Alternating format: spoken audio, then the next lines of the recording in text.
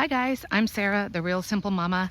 I have a video where I'm just going to jump straight into the content. I want to talk about as we're starting to prepare, with fingers crossed, for it to get a little cooler outside as the seasons are changing, what we're doing here in Jurasschic Park, here in South Central Texas, to help prepare for the cooler season with backyard chickens.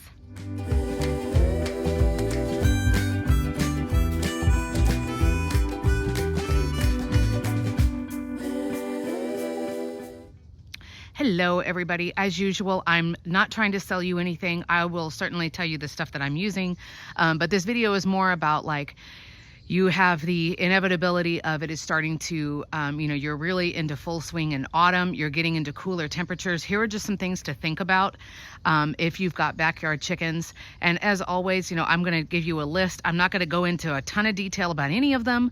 A lot of them, you'll see me link up videos in the top, or if I do have another video that goes in more into detail on one certain thing.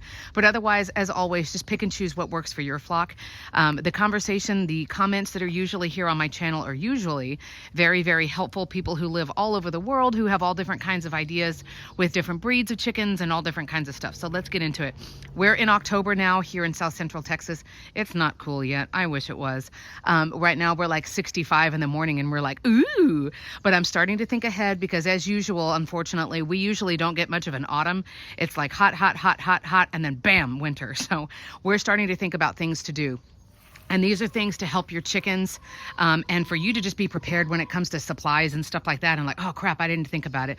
And a lot of the things we're talking about, it's cheaper when it's in the off season, if that makes sense. So let's talk first of all, two fundamental things, and I'm going to try to go quickly through this. The first is that just because you're cold, it doesn't mean your chickens are cold.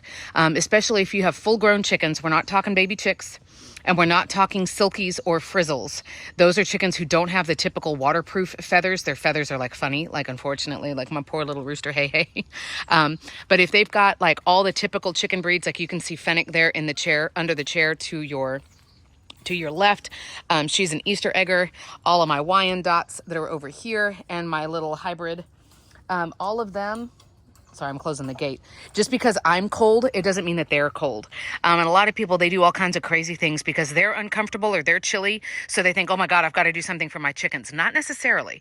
Chickens do a lot better in colder temperatures than they do in hot temperatures. And if you're like me, you worry a heck of a lot more of your chickens when it's over 90 degrees Fahrenheit, 95. That's more of a danger to your birds than if it's like in the 40s or if it's around freezing. So first of all, just keep that in mind. Second of all, your chickens, the main thing that they really need is they need a dry place where they can get out of snow, they can get out of wind or sleet or whatever. I'm going to zoom in. And they can get out of those things, and they always need access to food and water. So your number one concern would be like, do they have little places where they can go and hang out, whether it's under pallets or it's under trees, or I'm going to pan slowly. I'm sorry, I'm going to zoom back out. They can pan, they're not panning. They can go like under this table. There's a spot in their chicken coop where they can go like anytime during the day when they're too cold, they need their feet to warm up a little bit or whatever. So they need shelter, and then they need access to food and water. So you need to think about not letting your chickens water freeze. And I have some suggestions. And then you need to make sure that they've got plenty of food. On a side note, chickens heat up their bodies. They're literally like little furnaces by throwing more fuel on the fire, by eating. So things like scratch, cracked corn, high calorie or high starch, high sugar foods, or really any food, is going to help keep them warm. I do a lot more snacks for them in the winter than I do in the summer, because if it's already hot, basically their body, they increase their body heat by digesting food. So if you give them a lot of snacks, a lot of treats, like in the heat of summer, like 3 o'clock in the afternoon, that actually causes more problems for them. So you want to think about them being hydrated. So let's talk about that stuff. First of all, you need to make a solution so that their water cannot freeze. Now, as I pan slowly around again, this is a 5-gallon. It's at least a 5-gallon. The bigger the container is, the more water it holds, the longer it's going to take for it to freeze. Now, there's all kinds of other tips. You can have something that floats around in the water that moves. That's agitating the surface of the water so it can't freeze. Like I was talking about buying stuff when it's in the off season. There are, I think they're marketed for dogs originally, but it's like a water bowl heater. And it's like a hot plate, kind of like a candle warmer. And you put the dog bowl on top of that so the water can't freeze. I'm very leery of using a lot of electricity outside just because I always hear the horror stories of things burning down and there being electrical fires and stuff. But that would be one of the main things that I would think about is I need to make sure they have plenty of water all day long that cannot freeze over. You need plenty of access to food, so I would stock up on chicken feed. Again, scratch, cracked corn. I don't use that stuff in the warmer months at all, but in the winter I will do that. You can get a flock block. You can stock up on black oil sunflower seeds. There's mealworms. There's the black soldier fly larva. A lot of things that are just, it's going to just keep them warm. Plenty of snacks and treats for them. I really advocate using herbs. So I have fresh plants that I grow of, anything you can imagine. There's nothing that's going to be bad. Except they won't eat onions. Chickens don't eat onions. But other than that, basil, oregano, thyme, dill, rosemary, all of those things, throwing that in their food. Like there's all different kinds of benefits of things. But the main concerns, as always, you need to think about their shelter. And you need to think about their food and water. Okay, so keep that in mind. I'm going to move because I know that sun is making like goofy effects on the... So you can see we threw in some fresh basil leaves here. There's red pepper chili flakes right there. Other things you want to think about, I'm going to pan up. As food starts becoming more scarce out in the wild, see all of the shinies that we have? Are shinies. I would be keeping that in mind. Anybody who's a predator in your area, and I've said it before, if you think, oh, we don't have predators where I live, yes, you do. You may not see them. That doesn't mean they're not there. And that could be anything from opossums to coyotes to raccoons to foxes to... I don't know, bobcats. You got to think about stuff that flies, right? Owls at night, hawks and falcons during the day. There's snakes that will try to get in. There's a lot of different things. And as the weather turns cooler and their food sources become more scarce, you may have predators becoming more aggressive. So whether that means you are, battening down the hatches better, you're adding more shiny things like I did, you're adding bird netting, you're going, I'm going to turn around, so hold on.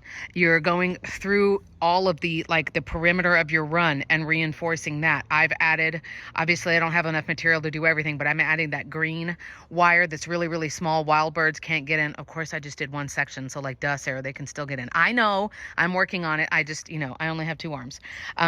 Going around your chicken coop and making sure no one is trying to eat and dig in, either because they want chicken food or because they want your chickens or they want the eggs. Hi, Fennec.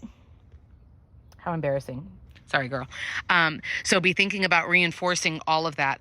I would keep that in mind. Another thing to just be aware of, if you didn't already know, chickens are going to slow down all of their extraneous systems during the fall and the winter because it's not the most important thing.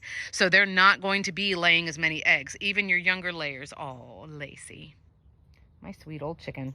That chicken's probably almost 10 years old. Look how sweet she is. Oh my God, I love that chicken so much. Sorry, anyway. So you're not going to be getting as many eggs. Now, I'll tell you, it doesn't really have to do with it being cold. The cold is not really the reason that your chickens stop laying eggs. It's the hours of daylight. Your chickens need... And I'm not a vet or like a professional chicken psychologist. I think it's around 10 to 12 hours of daylight for their body to be making eggs. They need to just be out and getting the sunlight. So, of course, if you think about it, in the winter months where you are, in your winter season, you don't have that many hours of daylight, right? You don't have 10, 12, 14 hours of sunlight. You have many fewer hours. So with that being said, if you wanted to extend, I'm going to pan to the coop. If you wanted to extend, like, no, I want my chickens to be laying just as much in the winter months, you don't need to worry about it being hot. You need to worry about them having more light. And what people can do, I choose to not do it, and I have my own reasons why, but you can extend it by, let's say if it gets dark at 7 p.m. where you are, you would add lights inside your coop that would extend the daylight to like 9 p.m. or 10 p.m. Does that make sense? You're extending the daylight hours. That tricks their body into thinking, oh, okay, I'm still laying eggs like it's summer. Now, what you need to be aware of on a side note, if you didn't already know this, female chickens, hens, when they are born, when they are hatched, they have a finite amount of future eggs in their system. Okay, mammals, we have our own version of that. Your females are born with the, like, this is how many eggs they're going to have in their life, where they could potentially get pregnant. So if you push your hens, I'm just making up a number. Let's say your hen has 500 eggs that she's going to lay in her life. If you push her to lay more eggs when she's younger, what does that mean, boys and girls? That means they're going to have fewer eggs to lay when they're older. Does that make sense? So if you power through their, I don't know, their stash or what they've got more quickly, then you're going to have a 4 or 5 year old hen who's pretty much done laying eggs. I choose to not push my hens' bodies that hard. To me, it's, yes, they're my pets, and yes, I love the eggs, but I don't want to decrease potentially their quality of life by making them do that. So I let their bodies rest in the winter. I don't push them to lay more eggs. And I know I'm going to be doing the walk of shame to HEB and buying eggs. But wait a minute, Sarah, don't you have chickens? Shut up. Okay, like that's just kind of the deal, right, Poppy? Tick, tick, tick, tick, tick, tick. All right, let's keep going. And I'm trying to just show you everything. My kids and I were out here trimming trees and, you know, kind of we're trying to get a new roof covering and some other things. I have two more things that I wanted to talk to you about as the weather changes. Again, if you're like, Sarah, I don't want to do that. I disagree with you. I think you're an idiot. Cool, fine. Thanks for watching. The other two things that I had, number one is do a deep clean of your coop. I do a deep clean of the coop twice a year when the seasons are changing. And it's mostly, honestly, just because I think it needs to be done twice a year, but also as the weather gets colder, remember how I was talking about the predators may be more aggressive, you know, because they don't have as many food sources. The same might be true of parasites as it gets colder. Now, maybe not. Maybe people are like, no, Sarah, as it gets cold, they all die off. But as it starts to get colder for sure, and then it gets into summer for sure, I do a deep clean. You can see my older videos here, but that means I take a day and I know I'm going to use a ton of trash bags and it's going to be super messy. And I do it once the chickens are out for the morning. My chickens don't lay really early in the morning. Why? Because like we talked about earlier, they need to go out and get sunlight first. So I throw treats out here and I'm like, all right, everybody out. And I will literally scoop up all of the material. I don't want to open the nesting boxes because fennec is in there, but I use PDZ is what I use under my roost bars. I love it. You scoop it out like cat litter. It lasts forever. But when I do a deep clean, I will dump all of it out. I get rid of everything. I personally use pine shavings, and then I have some of like the laying mats in there and fresh herbs and fake eggs right now is what are in my nesting boxes. I will take everything out. I will wash the eggs. Like I go like crazy. Then if you want to be super, super crazy, you can either get the cans of compressed air, you know, that you clean out your computer keyboards with a straw, or you can use like a leaf blower, and I blow all of that crap out. Like I blow everything. I get everything out. I want it totally clean, and I put in all new fresh material. Just like if you're dealing with diseased plants or anything, I will bag that stuff up and tie the bag closed, because if there were any, I don't know, mites or lice or anything in there, I don't want there to be any chance that it can get out. So deep clean the coop. It's up to you if you want to put herbs in, if you want to use poultry dust, if you want to use diatomaceous earth. I have used all of those things. I will always continue to use poultry dust or diatomaceous earth. They work sort of in two different ways, but it's something you can put in with the nesting boxes and in this material to help deter smaller guys like mites and lice. I don't think either one of them is like a godsend and absolutely perfect. I have videos if you want to learn more, but again, once you have all the material replaced, right, I put in fresh PDZ. I order my stuff from Chewy. That's just me personally because I like it getting delivered. I don't have a farm store real close to me, so I get their PDZ, and then I get the pine shavings. Oh my God, one container of pine shavings will literally last me like 2 years.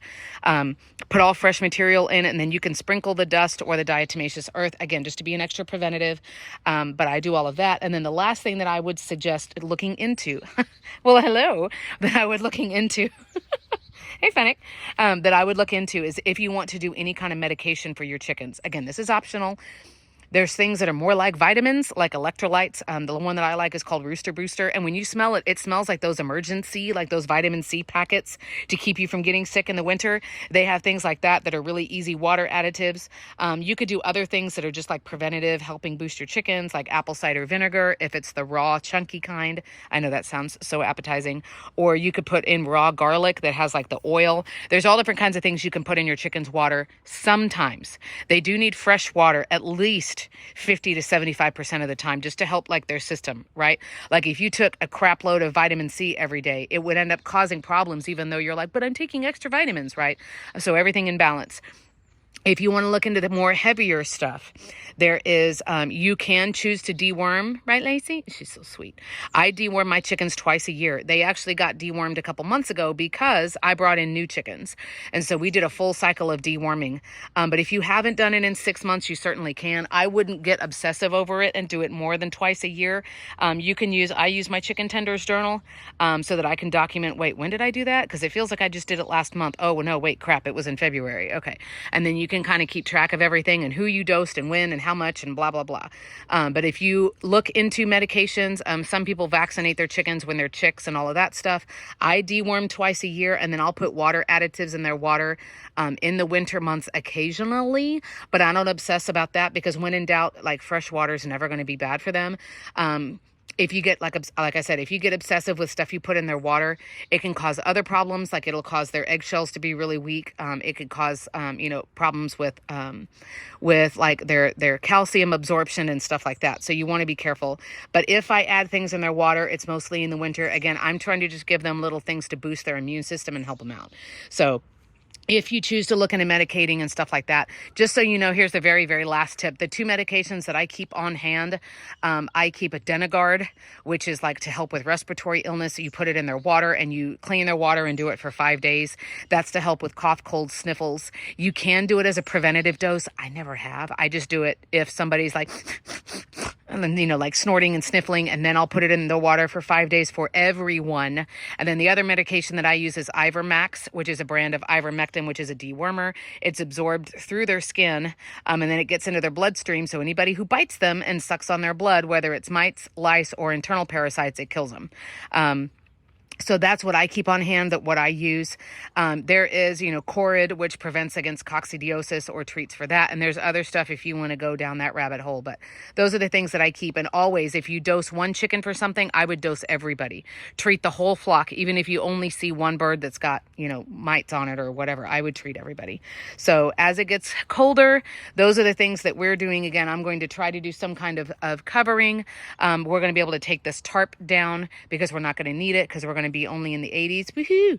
But think about what you're doing, again, for them to have some shelter where they can get out of the elements if they need to, for you to have plenty of food for them because they're going to keep their little systems warm, and to make sure that their water doesn't freeze. Those are the 3 most important things. But drop down in the comments what you do as it starts to get cold. I'm so excited for it to not be hot anymore, and I will talk to you guys soon.